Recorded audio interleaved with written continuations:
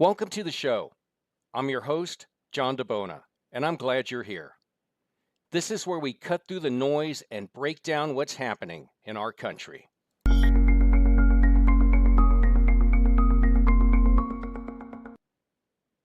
Project 2025 would dismantle several critical agencies, crippling education and even national defense. This isn't just about policy, it's about taking away programs, firing teachers, and shackling the next generation with crushing debt. We don't have to embellish how radical Project 2025 is. It's right there in the text. But we're going to walk you through this step by step because to defeat Project 2025, we must actively resist it.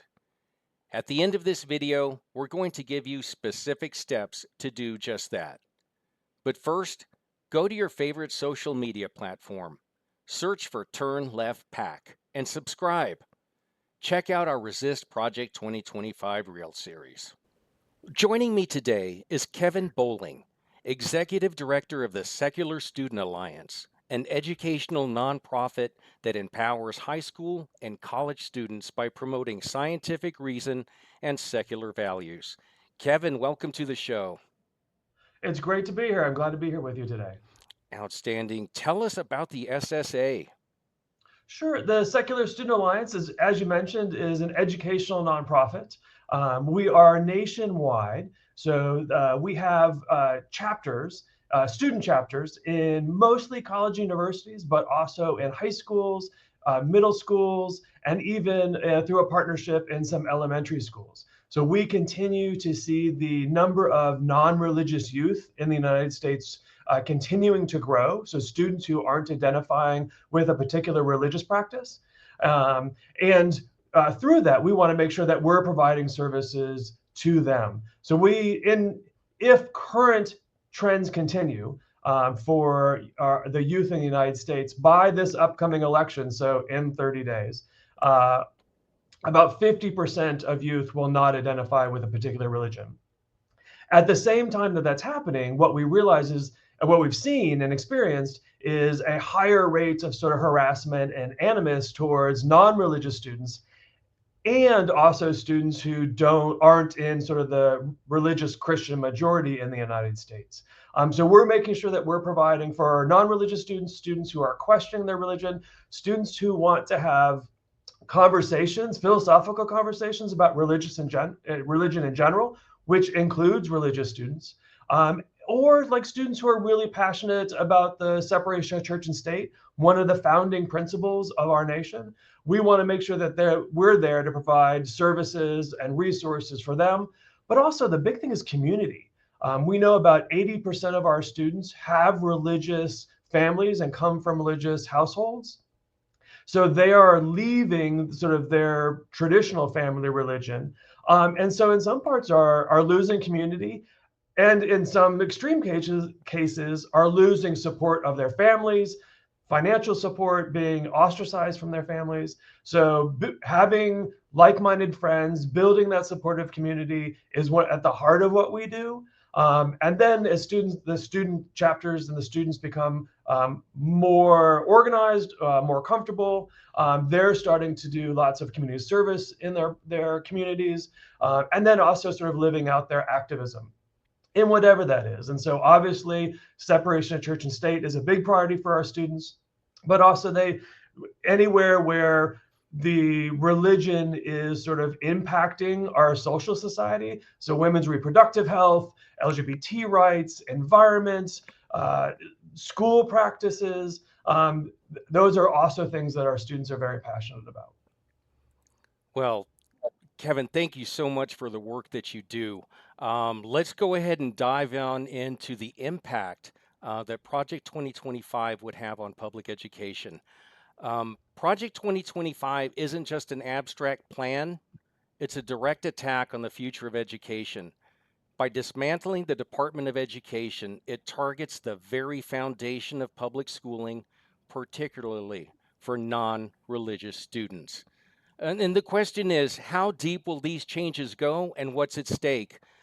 Um, how would Project 2025's dismantling of the Department of Education affect public education as we know it, particularly for non-religious students? Yeah, and I think to your it really is the impact for all students. So the heart of Project 2025 is to completely change our government as we know it today. And so there's an entire section on education that looks at multiple ways, and dismantling the Department of Education is just the first step. And you have to look at that's through our federal government, where not only a lot of funds from the federal government go to the state, but also there's criteria that's set up on a little bit on how that should be spent, and the government can suggest priorities for the states in getting some of those funds. But it also looks at the accountability, the structure of that, the services that need to be provided for students with disabilities, anti-discrimination policies that are in place, and really sort of, again, that sort of building block of separating the church and state within our public institutions. And there is a big difference, public and private. So, and the very heart of what I talk about is public schools and how that comes into play. But when you dismantle that, all of those things go away. And what they say is, with the Department of Education, then the funds just go to the state, and the state gets to decide how they are spent. And to give you an idea, Oklahoma, while it didn't make it through the courts, voted to fund the first religious charter school in the country, which started out saying, yes, we'll follow all, everything that a public school is supposed to do.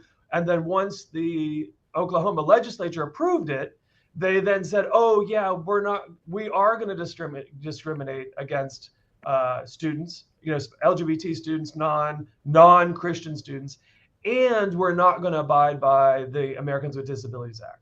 So that just gives you a primer blueprint of what would happen in going to states.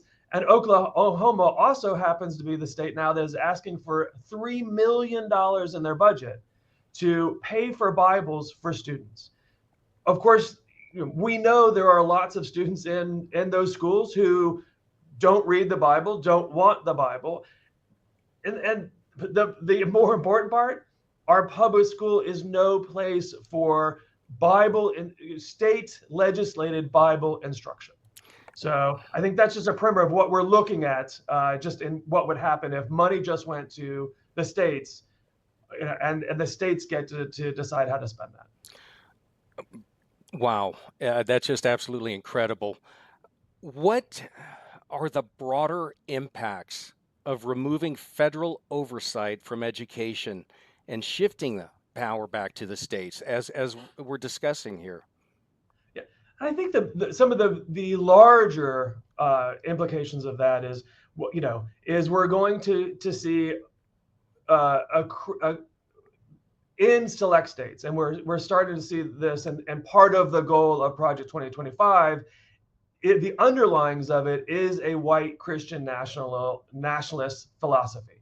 So it's hard to separate the two when we talk about it. And so there is the intention of Project 2025 of going through and privileging a certain sect of Christianity to have privilege over in freedom of speech, in public spaces, in assembly, in instruction that would take place in our society. So that would be the primary emphasis going through in most, and you can see the states that it would first take advantage of it by what's happening in our society recently.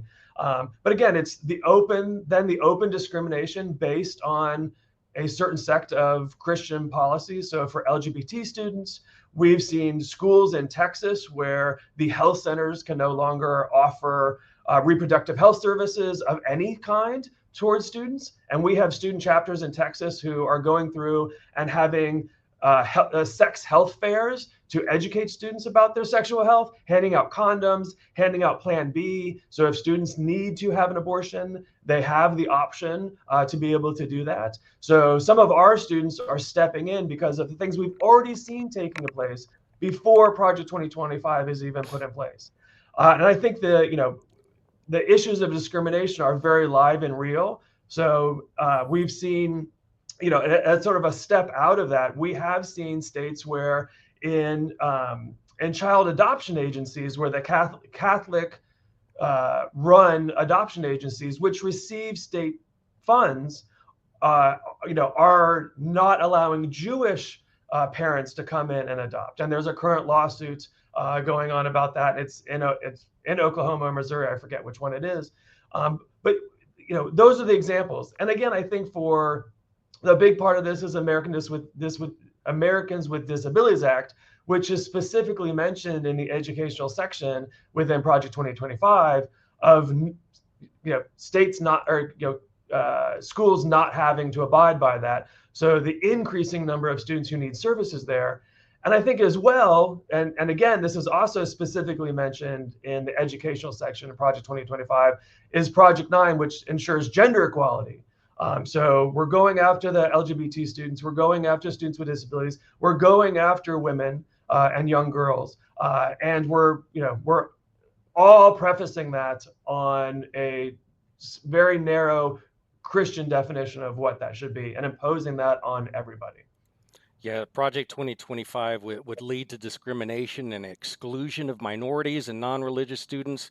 Makes you, question is if this does go into place, would there be any national standards left? I think the goal of the Heritage Foundation and other white Christian nationalist groups is no, that there's not. And I think if as Trump has been touting it, the benefits, quote unquote, I don't agree with that statement, but the benefits of having reproductive health and abortion at the state level, we've seen the mess that's created. We've seen women having to travel to other states to get basic reproductive health care and die in that process. We've seen young girls who were raped trying to get an abortion, and that not being allowed, and the state following that young girl and watching that process. And are we going to then make arrests? Are we going to prosecute? The conversations that were happening are just ridiculous for us to be having in a civilized, pluralistic, society. But I think that gives us a window of what we can see into education.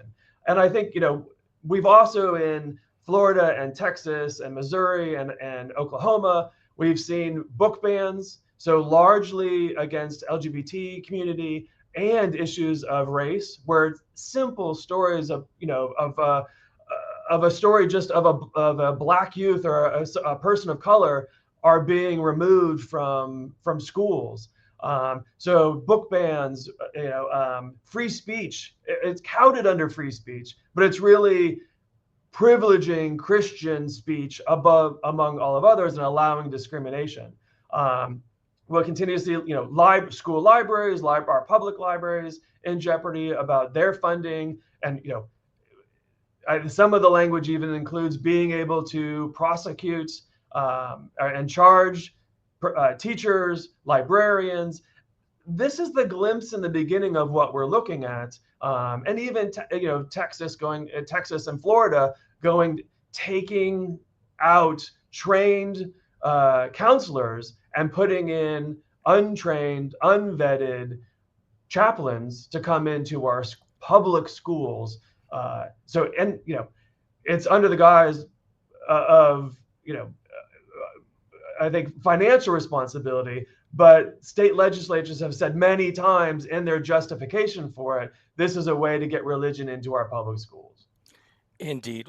What we're seeing is the risk of a fragmented education system that would widen the gap between states, potentially leaving millions of students, especially non-religious and minority students, with fewer protections.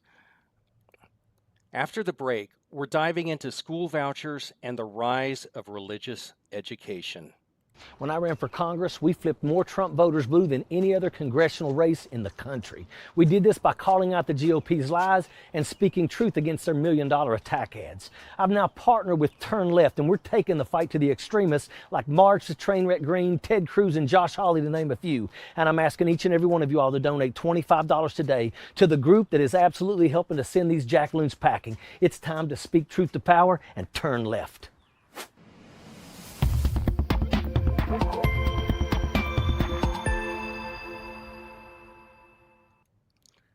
Now let's talk about school vouchers. Project 2025 would accelerate the rise of religious education by shifting resources from public schools to religious ones. It's a direct assault on the separation of church and state. But has anything like this been done before? And what's the end game? Kevin, has anything like this been attempted before, and where the government essentially shifts resources from public schools to religious ones?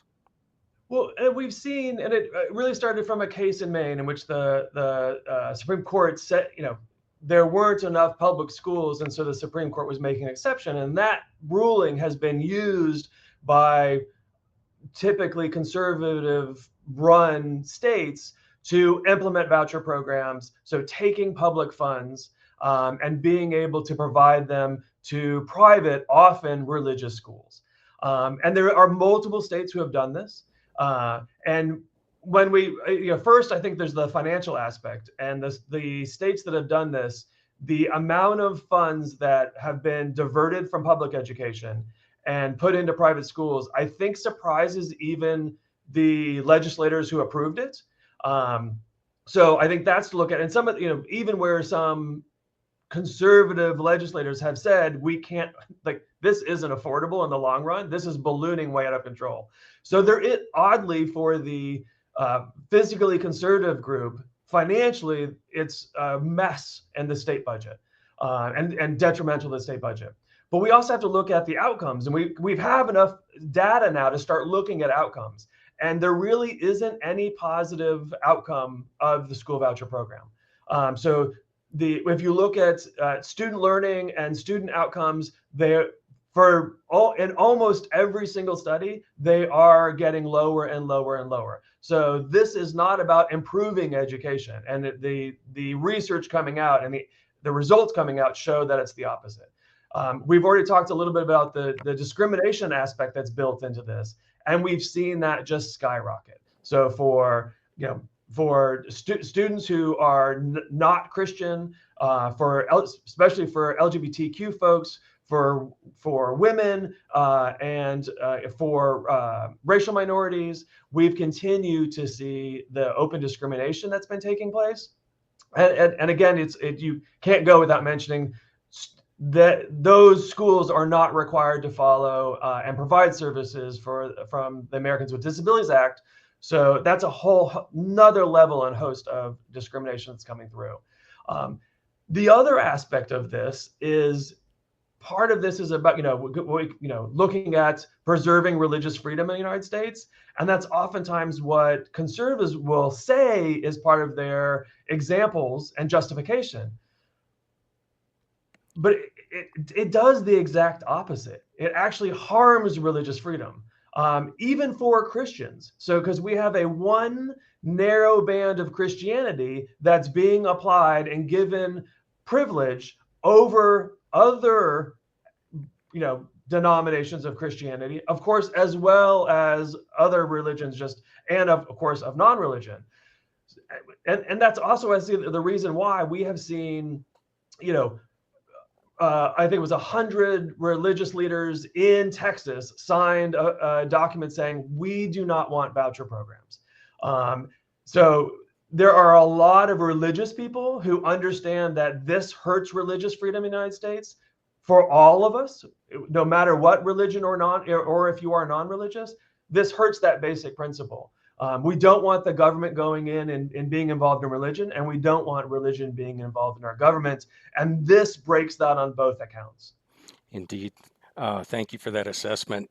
We're touching on the next question right now. What impact does this have on non-religious and minority students who rely on public schools for a neutral learning environment.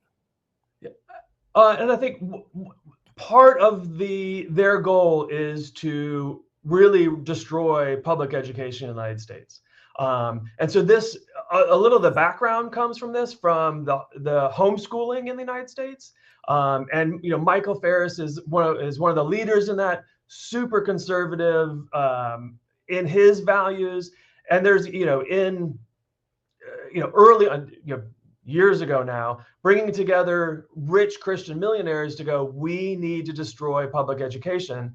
And part in his success was really pushing religious dogma, religious teaching into the entire homeschooling system, which does get federal funds. And it has really been used to create a religious homeschooling system within the United States. So that's some of the background of this. But really, when we get into it, a lot of things that we've talked about is one of the hearts and the values is for a pluralistic society like the United States is to have that separation of church and state, and for students to be in these learning laboratories. One of the things that I love about working with college students primarily is that it's often people coming from small hometowns, or where they were a sort of very homogeneous environment, and they go to a large public institution, a public college, and they're meeting all sorts of different students from all backgrounds, who they learn about, who they can become friends with. And I think for the United States, in our global society, one, I think we benefit just on the local level of this enrichment that we get from meeting different people, learning from different perspectives, learning to see other perspectives. That just makes us better, I think, better humans, better in our jobs as we continue to go on, better in society. So there's benefit in that. But in a global society, we definitely need that. We definitely need those different perspectives and that different learning if we're going to compete in that society. So for the capitalists out there, having public institutions, just aids in we have more people who are adding to our society, who are understanding and are able to play in the global capitalist society. Those are all good things. But I think for their goal is to dismantle public education altogether.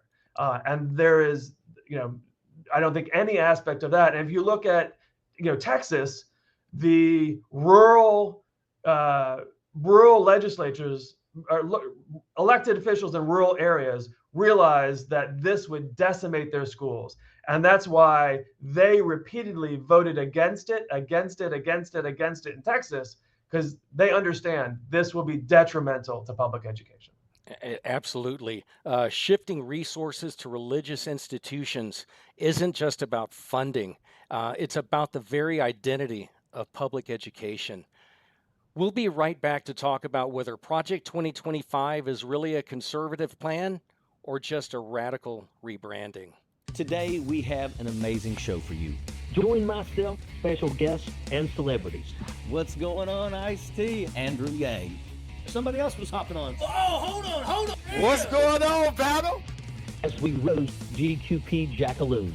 He may not be a real businessman, but he is one hell of a con artist. That's what it is. That's what they got indicted for. Treason and sedition. And addresses the headlines of the day. They must be held accountable. Live streaming every night. I got more time in a friggin' port in a friggin' combat zone than you've probably got in the military. This is Ojeda Live. Well, let's zoom out for a moment. Project 2025 brands itself as a conservative blueprint, but does it really align with traditional conservative values? Or is this just a bait and switch, hiding radical ideas behind a conservative label? Kevin, they say that conservative right on the cover of Project 2025, but does dismantling education really fit with traditional conservative values? I think if you are going back to traditional conservative values, you have to go back a long way for dismantling education and promoting white Christian nationalism, or Christian nationalism, I should say, to take that out.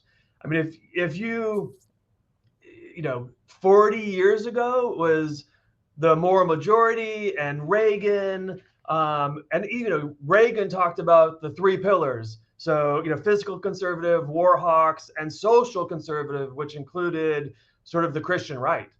So I think for a long time, looking at the moral majority and that coming in, for a long time, the religious right and the conservative political right have been long wed. And so for me, I think those values for a long time have gone together in our social and political systems.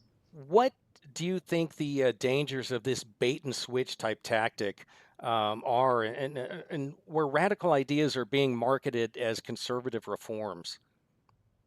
Well, to me, they're not a bait and switch at this point. When you look at the Heritage Foundation, writing this, and I was perhaps Trump and Vance have both said they're not involved, but Vance's alliances, Vance's relationships with them previously, and there's a long history that we can show, and the connections we can show, the number of former Trump officials and staff who were involved in the Heritage Foundation and the writing of Project 2025. If you look at Project 2025, the language, especially in the education system, and you look at Agenda 47, which is the official agenda that the GOP voted, there's some of the exact language and many of the exact same ideas in the two. So taking them apart, and I don't see that. I think they are integrally linked now in our society. And even look, in the 2018, 2019, 2022 with Project Blitz, and that was very much, I think, the predicator to Project 2025. But it was how do we get Bible study into schools? How do we get the 10 Commandments into schools? So we've seen that was their playbook originally, and they published that as well. And so we have that as, they said this is what we're going to do, and they tried to do it, and in many cases were very successful in doing that. We should be embarrassed about ourselves if we don't think that Project 2025 is not the blueprint and the plan that they are planning to push forward. And the people who, it was the Heritage Foundation, like 120 other conservative, religious, many white Christian nationalist group who are involved in writing this plan. But this is also many of the same groups who developed the list of Supreme Court nominees for Trump in putting that in place. And that's the court who, took away Roe v. Wade. So they have been very good at the long game plan of putting this in place. But the two of them have been wed for a long time, and to me at this point are inseparable. And I think there are, we were having a conversation about this yesterday, and perhaps Nikki Haley is the only sort of, and her followers are the only sort of vestige where you may be able to siphon that away a little bit. But Trump has courted every single day, sort of the white Christian nationalist agenda and promoting that, and what his play is. And now it's not just about our democracy, which I think is truly what this upcoming vote is about in our election, but it's Trump wanting to be a dictator and an authoritarian. Well, that concludes our podcast for today. Kevin Bowling, thank you for being here, and thanks to all of you for tuning in. Anything you'd like to leave us with today? It's been a pleasure to be here. Which I work with a growing number of non-religious students, and so we're just making sure that we provide them sort of a community, and impacting their communities for the positive and their future activism, however they want to live that out. So it's wonderful to be here with you today. We said at the beginning that to defeat Project 2025, we must actively resist it. And here's how you can take action right now. Visit turnleftpack.org. Sign up for our emails. Make a donation. You can request a boilerplate letter to send to your reps in Congress. Tell them you will not vote for anyone who doesn't protect critical departments like the Department of Education, Justice, Homeland Security, and the EPA. Project 2025's plan to dismantle the administrative state isn't just about firing teachers or cutting programs. It's about dismantling America itself. This isn't conservatism. It's authoritarianism. Share this video. Tag someone who needs to hear the truth. Like and subscribe. And stay tuned next for Ojeda Live.